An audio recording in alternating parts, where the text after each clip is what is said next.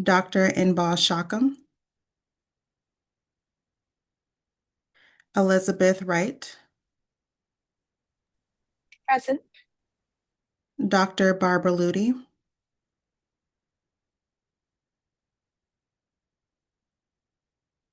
I saw her, I know she's present. Morgan Shields,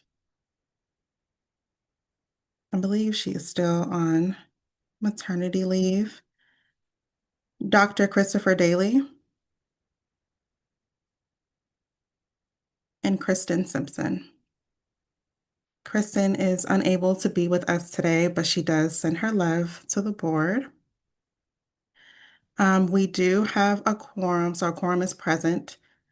The next item on the agenda is to approve the May 21st, 2026 meeting minutes. Is there a motion to approve the May 21st, 2026 meeting minutes? So moved. Is there a second? Second. It has been moved to and second to approve the May 21st, 2026 meeting minutes. Is there any discussion? All those in favor say aye. Aye. Aye. Aye. All those Aye. opposed say no. The motion carries and the May 21st, 2026 meeting minutes are approved. Now to jump into our agenda, we will get a chance to hear from each board committee. I will get us started with the Community Engagement Committee. So for the past couple of months, we've been in partnership working with Shantae Flulin, really thinking about how to increase awareness and dissemination of the Department of Health's EpiMinutes. It is our goal to get them implemented within the federally qualified health centers as well as the libraries. I am happy to say that both Affinia Healthcare and Family Care Health Center are both working towards, if not have already implemented the Epi Minutes within their respective health centers, so patients get a chance to interact, listen in on the information that's being provided through the Epi Minutes. And I'm also working to get them implemented within the libraries. We've also had some time to really think about and monitor the tornado recovery. That's something that we are committed to continuing to talk about within our committee. Last month was the remembrance of the tornado that impacted many of our neighbors within North City. Efforts continue to be led by community-based organizations, many whom are represented here on the board, and really thinking about how do we provide healthcare, housing, food, and other social service navigation to those impacted. We also continue to monitor impacts regarding SNAP and Medicaid, as many individuals and families are navigating the policy changes that have happened since January 1st, as well as anticipated policy changes that may be underway. Now I will open the floor to other Community Engagement Committee members in case they would like to add additional information.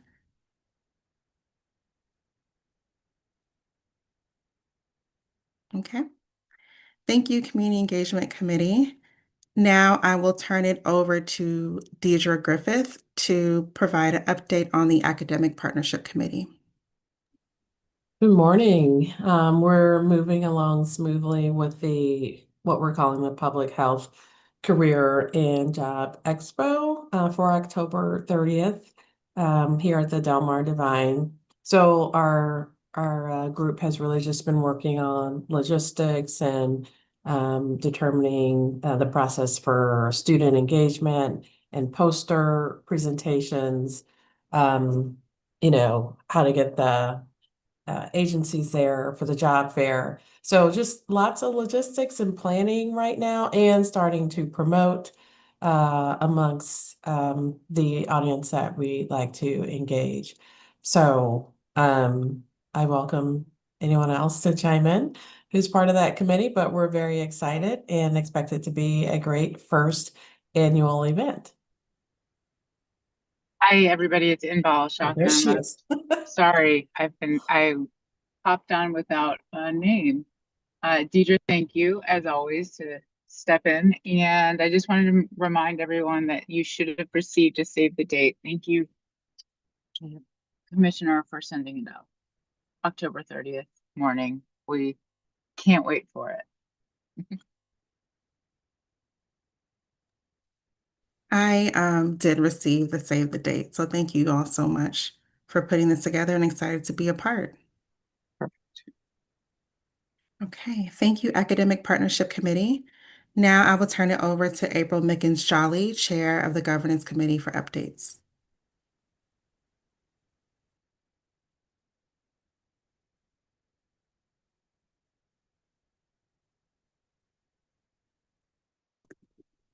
April may have stepped away. Hey, I will- sorry. oh, I'm gonna go ahead and do the update. oh, Apologies, couldn't get off mute.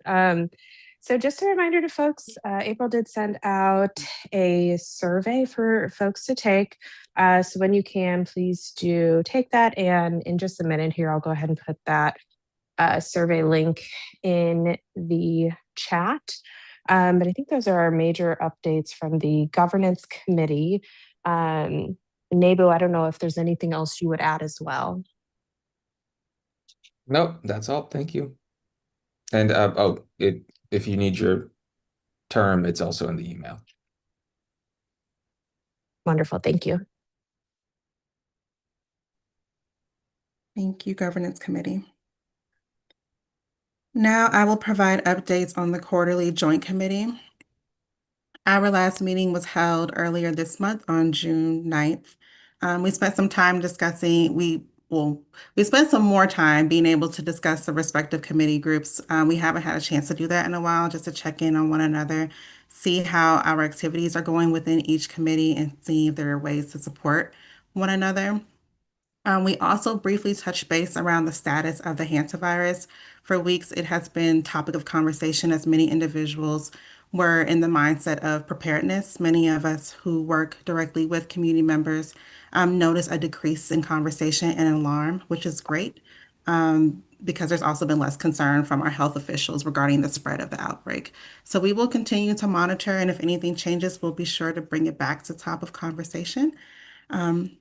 But we just wanted to touch base briefly about the status of it. We also spent some time kind of discussing water safety, as that's something that has been coming up in our news lately. The new Legionella bacteria, excuse me, was discovered in the St. Louis Public Schools headquarters. And Legionnaire's disease is a serious form of pneumonia caused by inhaling water droplets contaminated by the Legionella bacteria. From what I've been reading and staying updated on, testing is being conducted to determine the activity level of the bacteria, but we will continue to monitor. However, I do welcome any additional commentary from the department or from any other board member who has additional information or guidance that they would like to provide. And then another area of water safety, on the topic of water safety, is the sinkhole downtown. From another area where I have been making sure to stay on top of. As of right now, the St. Louis Sewer District is working on securing the area if it's not already secured. I know their initial goal was to have that secured by yesterday, if not, then by the end of this week. So until we know more, we will continue to stay abreast or keep everyone abreast. Yes, Commissioner.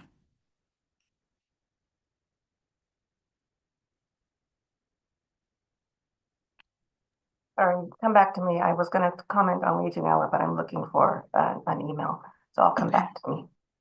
Okay.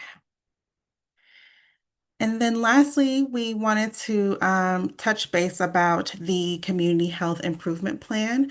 As mentioned previously, we have 3 board members who are part of the work groups, or a part of a few work groups for the Community Health Improvement Plan. So we have representation within the chronic disease, the intersection of health and economic mobility, and the maternal and child health. The last time that I received information about the work groups, I know that chronic disease and maternal and child health are both paused for convening.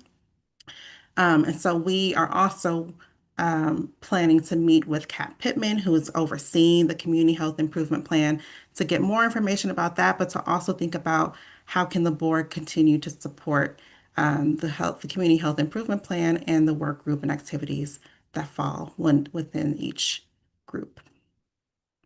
Our next committee meeting will be held on August 11th, where we will be able to check in on a few of these topics I mentioned today and some new topics that emerge within public health. And this concludes our joint committee updates. Commissioner, would you like me to come back to you? Okay. Yes, all right, sorry, I just wanted You're- to, you were talking about Legionella, I just wanted to communicate about the role that we played as soon as we found out we've been in contact with the SLPS school district related to their testing. The Department of Health did not do the testing.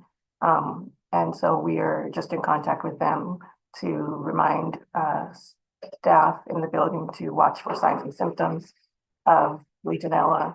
And then we sent reminders about reportable disease protocol reporting. So just wanted to elevate that from the Department of Health. That's wonderful. Thank you, Commissioner. Now I will provide updates on advocacy. In April, our board chair, Kristen Simpson, initiated an advocacy letter signed by board in support of increasing the Department of Health budget. Board Chair Simpson then shared the letter via public comment at the Board of Estimate and Apportionment meeting. The board also remains committed to furthering efforts of advocacy on behalf of the department to spread awareness on the wonderful programs and services offered with the goal of expanding partnership as well as obtaining quality funding. And lastly, the board has continued to share open positions within our personal and professional networks to increase awareness and application submissions. So this concludes our advocacy updates. Now I will turn it over to the Commissioner and Shantae for Health Department updates and to provide a recap on last week's community health event on June 13th. Good morning again, everyone. So yes, we held our health and wellness fair, which is an annual fair that's put on by our family, community, and school health section. The theme was Prevention Powers a Healthy You. It was held at the St. Louis College of Pharmacy on Oakland Avenue. It included presentations on nutrition, behavioral health, and prostate cancer. We had several vendors present, and then we also included blood pressure screening, lead testing, and Metro Market was also in attendance. And so it was a great event, and many of our staff participated, and I was glad to see Kristen, who attended the event. And so, and that was that. And then I also wanted to report on our good work that our HIV prevention team is doing. To date, they have participated in 36 events and have reached over 870 individuals. Most of the events, the type of event is clinical services, so providing testing at numerous outreach locations. And I want to remind everyone that the team will be participating in the Pride this next weekend on June 27th and 28th. We'll have the health outreach van there. We'll provide testing, we'll provide materials and condoms. And so you're welcome to come out and join us.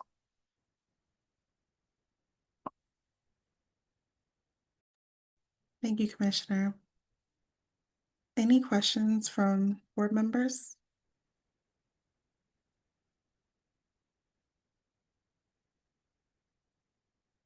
Okay.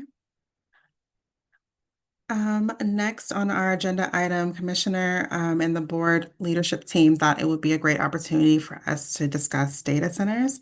I know it is a current emerging public health topic, and as of late, there has been an increase in conversation regarding its purpose and its impacts to public health. Now, I will turn it over to the Commissioner to introduce our guest speaker from the department.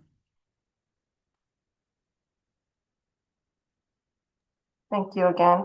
So we were asked by the board chair to kind of present on data centers. This presentation is not presenting for or against data centers. We're just talking about the potential impacts, health impacts of data centers and providing recommendations to protect the public's health.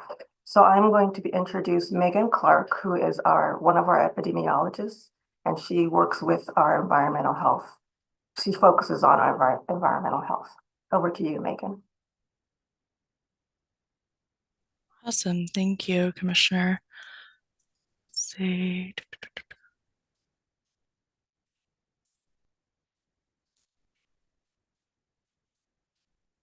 All right.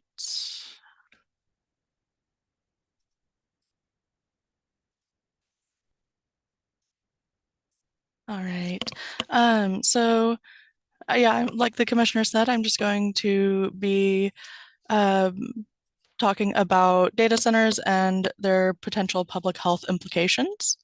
So what are data centers? Data centers are facilities that house computer servers, networking equipment, cloud computing infrastructure for all sorts of things, for internet, for healthcare systems, communications, and government operations. Anybody who uses a lot of data can use a data center. And so the resources that data centers need, they need high capacity electricity infrastructure, continuous cooling systems, backup generators and fuel storage, telecommunications infrastructure, fire suppression systems, and around the clock operations. So in St. Louis currently, we have 12 active or planned data centers, and these are all in the downtown or midtown neighborhoods. You might recognize some of these buildings from around downtown, and these are some of the companies that host data centers here. So one of the issues related to public health that people talk about with data centers is noise pollution. So data centers generate continuous environmental noise from cooling systems, fans, pumps, chillers, transformers, and backup power systems. And some research has found this to reach as high as 96 decibels, which you can see by this chart here that I got from the American Speech Language Hearing Association that 94 decibels is about the sound of a hair dryer or a kitchen blender or food processor going. But that, depending on which part of it they're using, if it's the backup generators, it's probably going to be louder. But this is harmful to hearing and could create hearing problems if you are listening to a noise like this over an extended period of time. The next issue that has come up is air pollution. So data center emissions include nitrogen oxides and fine particulate matter, specifically PM 2.5, which is very, very fine. And these are pollutants strongly associated with increased risks of asthma, chronic respiratory disease, cardiovascular disease, adverse birth outcomes, and premature mortality. And I included this chart from not chart, but this graphic from the EPA here that kind of shows in comparison to human hair and a grain of beach sand, how small PM 2.5 is. It is nearly impossible to avoid when outside. And then we go to water and energy use. Data centers can place significant demands on electricity, water, cooling, and backup power infrastructure, and their environmental and public health impacts should be evaluated on a site-specific basis through zoning, environmental review, and consideration of local watershed conditions associated with the Mississippi River. So we wanted to take a little look at what other cities have done in relation to regulating data centers. So we have a variety of locations here, and some have only limited them to industrial areas. Some have limited the amount of power they are allowed to draw to preserve the city's grid. And so a lot of people considering whether you know, how it's going to affect their water systems, electricity, utilities, and then some noise standards as well. And because data center development is a rapidly evolving and relatively new issue, significant knowledge gaps remain. We do not know nearly all of what we may know going forward in the future, but ongoing research is needed to support evidence-based policies and regulations. And then some best practice recommendations for each of these concern areas. Noise pollution, requiring baseline and post-construction noise monitoring, including assessment of low frequency noise with enforceable operational noise limits during daytime and nighttime hours. For air pollution, requiring annual reporting of generator testing schedules, fuel consumption, and emissions estimates with consideration of cleaner backup technologies where feasible. And then for water and energy use, municipal permitting processes should encourage evaluation of cooling technologies, which is, some of them, especially for hyperscale data centers, can include water, which is the water concern, evaluation of cooling technologies based on total environmental impact, including water consumption, energy demand, greenhouse gas emission, and local climate conditions. There are some potential benefits. Data centers support economic development and generate relatively low traffic compared to other things that could be built in the same areas. When properly sited, they may be compatible with industrial areas such as the Missouri, I think that is meant to say Mississippi River Corridor. Environmental and public health considerations. Data centers can affect air quality, noise levels, water resources, and energy infrastructure. Potential impacts on communities and workers warrant site-specific evaluation and further research, and appropriate mitigation measures and ongoing monitoring can help minimize adverse public health impacts. Yep, and that's just our references. Thank you, Reagan. Can you go to the references slide while we take questions? Yeah, for sure. Thank you, Megan. We really appreciate your time today and being able to share this presentation. Before I jump into my list of questions, I wanted to open it up to our board to see if anyone had any questions they'd like to share.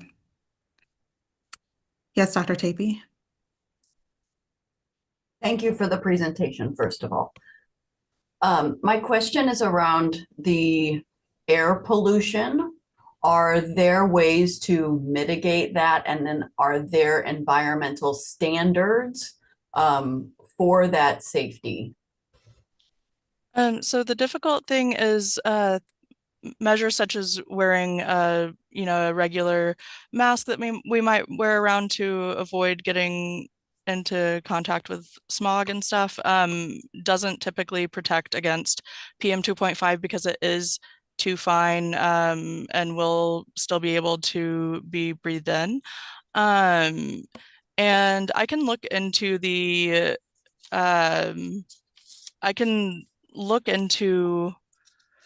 well, okay, I do know that there are some EPA regulations that are we are kind of teetering on the edge of being in compliance with here. And so that is meant to keep our air quality at a decent rate. We have, they have readers that check for air quality to keep that in compliance. So more in our air is not going to make it easier for us to keep in compliance with EPA regulations. Because obviously our region is already burdened with very high rates of respiratory disease, particularly asthma.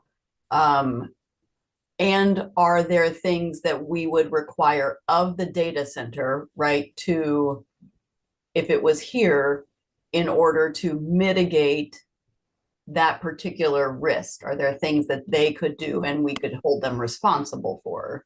Yes, so I'll take that, Megan. That's an ongoing conversation, and there are, in at least the recent data center kind of calls for proposal. I think it's online, that the city put out. There are some things in there around regulations for all of for air, noise, and other environmental impacts. So yes, there is a regulatory body that could support improving the public health impacts. And the Department of Health is obviously, we monitor for air. We also can monitor for noise. And so this is an ongoing conversation that we'll be happy to be a part of with the city.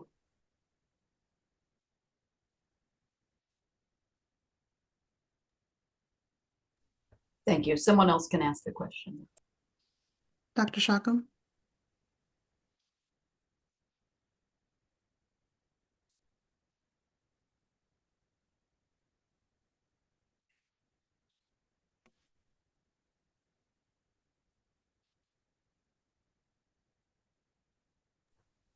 And Bill, you're muted. Oh, there you go. Okay, thank you. Sorry. Hey, Megan, this was great. Thank you for starting this conversation. I know that this is a really stressful process for communities and balancing economic needs for development and the health of our community. I just wanted to highlight some of the noise impacts that we know. They're not just noise that may cause, hard and a long-term impact of hard to hear, but it's also interrupting sleep patterns because these noises don't stop at day or night. And the sleep patterns are really important. We've been doing research looking at noise and light pollution, particularly that's the proximity has been measured as proximity to major roadways, but that's going to translate into data centers as well. And so that has been shown to increased risk of chronic kidney disease, cardiovascular diseases, and anything, as you all understand, anything that interrupts sleep is pretty bad for our long-term inflammatory markers. So that's pretty bad. One of the other things is the water consumption. As you highlighted, water is local, so there can be better opportunities in some neighborhoods and some communities, right? Some states even. I think that it's all over the news today in St. Louis that the Montgomery County has invested in Google and I don't remember who else, Amazon, sorry. Basically all of our consumption of data, which is nonstop. So every time we search for anything is consuming large amounts of data. So I want us to think about this as there's got to be this gray area. And I know that we've been trying to inform policy. I think the parts that we can do are things like making sure we don't pass the costs of energy increasing for everybody else. So energy is going to cost more. It has not been explicit to say that we are not passing the costs to the consumer in a couple of years. And that is really important. And I think the other part is like reducing heat by even making simple things like making roofs light colors instead of dark colors and planting trees. I know it sounds absurd in so many ways, but these are very tangible things that can help clean the air and reduce heat consumption. The heat impact of where you place a data center can be felt up to 6 miles away. So one of those pieces is the increased heat impact of heat over the urban heat island. So things like hospitalizations related to heat is also for our most vulnerable populations, namely young infants and older adults. I know that's a lot, and I didn't mean to take this as an opportunity to take over. I didn't want to, but I wanted to make sure that we're thinking about some of those things that this is a great opportunity for us to speak up and speak really loudly. The economic opportunities are short term, but there is property tax that we can get for each county, each region. So that's clearly why there's the motivation. I want you to all to remember that this is not hire. A lot of people are going to be hired. They're not going to have jobs. There's maybe 20 people will be hired for each data center. So this isn't our boom. It's just, we don't want to be left behind in some ways. And don't get mad at me. The opportunities for businesses to thrive and grow in St. Louis have not been, tons of them have not happened. So therefore it's been this push and pull of what can we bring here? And here's an opportunity. And if we're all saying don't do it, we need to find that thread the needle opportunity and be a model for this. You know, we could also demand the consumption or energy is partly through wind and solar. I haven't seen a lot of that either. So we have to be creative. Thank you, Megan.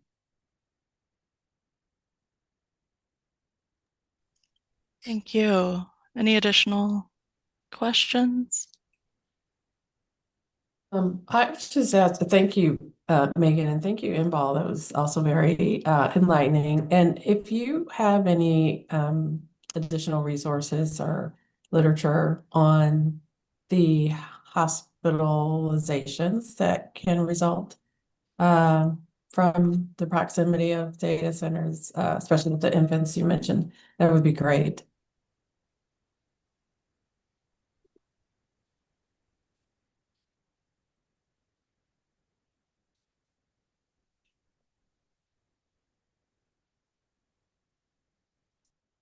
I know one of the questions that we've had, kind of thinking through, and I wonder if this came up in your research, Megan, around when was the first data center established? And if it came up around where, because we're just curious about where community members are now that live in proximity, and maybe if there was anything around their health conditions. So I think the thing to note is that data centers have been around for as long as the internet has been around, because that is how that is able to run. But it's more about the scale that we're looking at right now and what we're moving into with artificial intelligence becoming such a large concern and being able to support that. And so we really haven't seen data centers at the hyperscale level, like I mentioned before. And I really think we are, I mean, there's a lot of research centering around what's called Data Center Alley in centered around Loudoun County, Virginia. And they have the most data centers.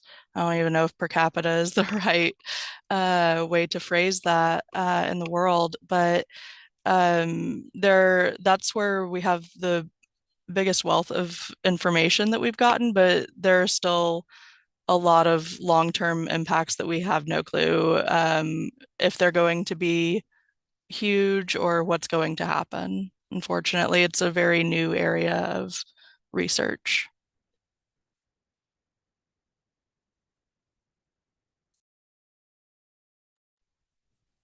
This is Melissa again. Emble, thank you for all of your comments. I found them very insightful and agree. As a board member, I would echo all of that. And I think particularly as we prepare some of those downstream and long-term consequences we have to be mindful of. And I hope this city hears us in that, putting in guardrails and contracts in place to where the data center is then can be held responsible for long-term consequences and resources and financially as well. In reading about some other data centers, one other thing I found perhaps helpful for the community are both from a public health perspective and from the company having dashboards with specific measurements such that the community such that it's transparent and the community can see what those outcomes of the data center are both positive and negative, both public health, workforce, financial, resource-based, and I think that that is important as well. I agree, Dr. Tapey. I know a lot of in situations like this, many community members or many communities and neighborhoods have the opportunity to have community benefit agreements set in place between their city or their neighborhood and a developer. I know that Mayor Spencer also mentioned the possibility of exploring a CBA with agreeing to the data center permit. Megan, in your research, did you find anything around community benefits agreement, or is there something that you can share around the process of that, just to give folks a little bit more context on how that works? Unfortunately, I didn't come across that. I'm sure that exists. I just haven't looked into it Okay, So you can look into that. for sure. thank you.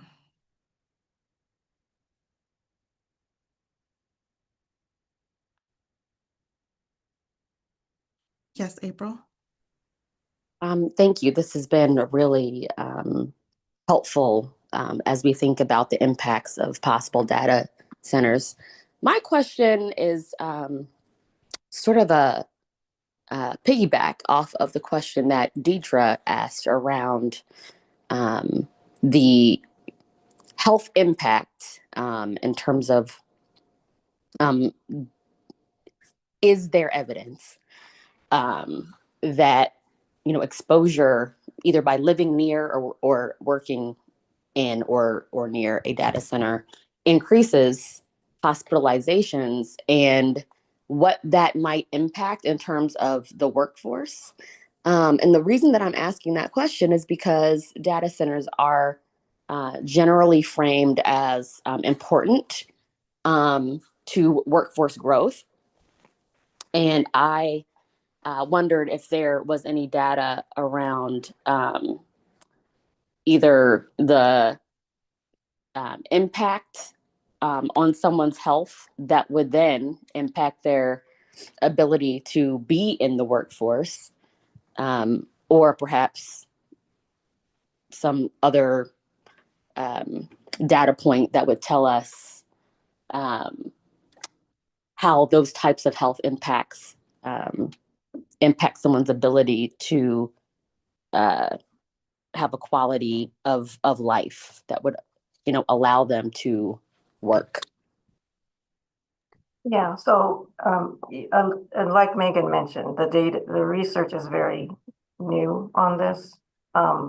So when we say health impacts, April, we're talking about potential health impacts, and there are the things related to, air, air pollution, the things like Embal mentioned around, heat, and so we couldn't say definitively that. But we can't say definitively that, this data center here caused X health impacts, but there is an association. If you think about, what particles in the air do to affect asthma and other respiratory conditions, it's a logical leap, but the research is not necessarily definitive. Thank you. Can I just add one thing? Hi, everybody. Sorry.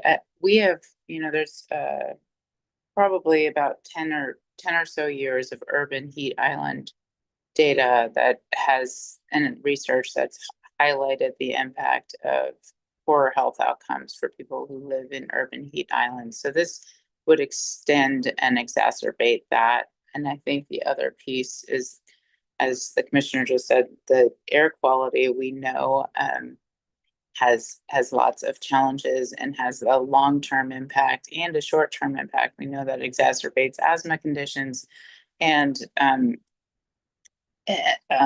further just increases the risk of asthma development. So those are pretty small things. And real quick I will share this as soon as we're completed with our analysis, but we're looking at a 10-year hospitalization in the state of Missouri. So we're trying to see what that looks like over time. I mean, we're trying to focus specifically first in St. Louis and then to extend, but different environments and how the urban heat island may have a, how does that differentiate between different kinds of topography? So thinking about tree canopy as a way to protect our community members. So we will share this as soon as we have it. And, but I think we're all going to be living this.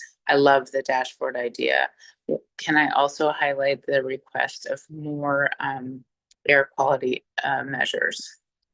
Annually is going to be too few, and our EPA measures, we only have 3 monitors in the St. Louis region, and they're not in our city, for example.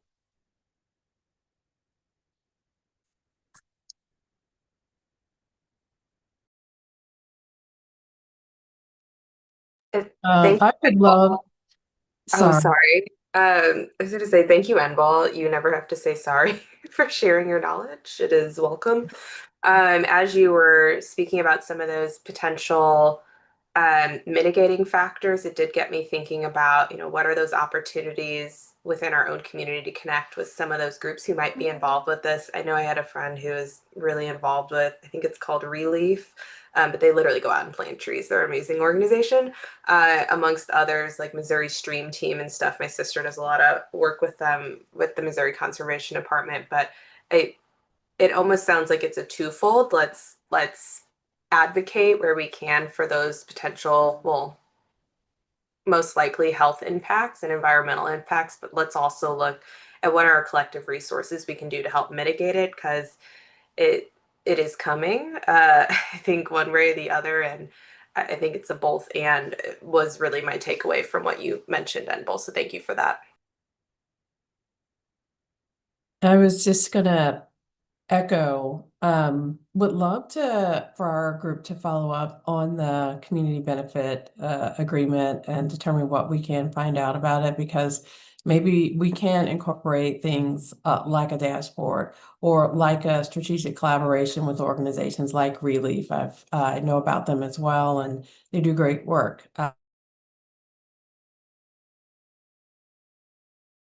I'd love if we could maybe hone in on that. I also think it would be helpful to understand the possibility of closures, right? Are there instances where data centers can't be sustained? Do the research draw and what impact a closure of a data center can have on a community? And I don't know if we have a lot on that yet. It is a drain on resources, and I think understanding what it takes to sustain over time would also be helpful.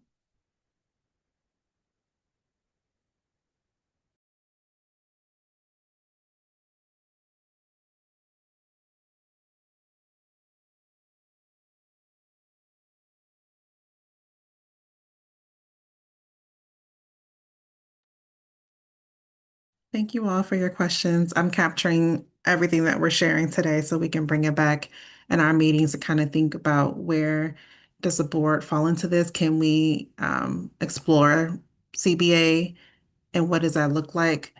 And kind of planning for mitigating health outcomes, potential health outcomes. Any additional questions?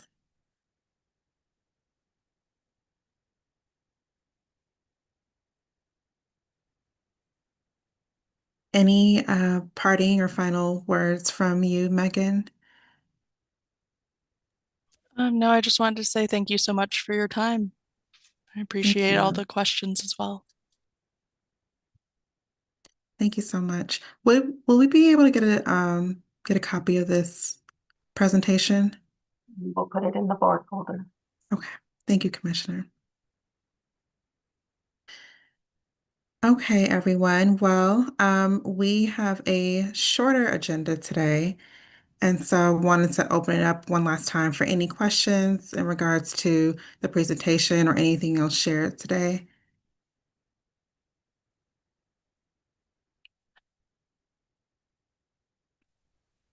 Just Alrighty. want to reiterate that I think we have to be very careful.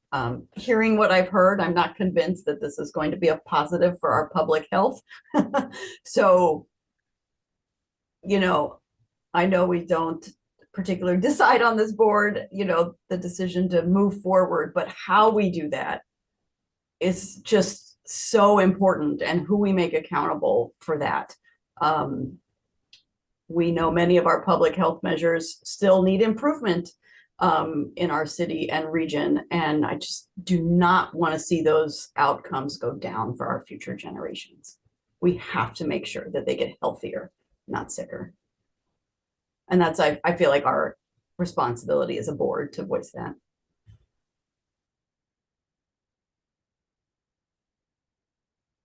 Thank you, Dr. Well Tippy. said.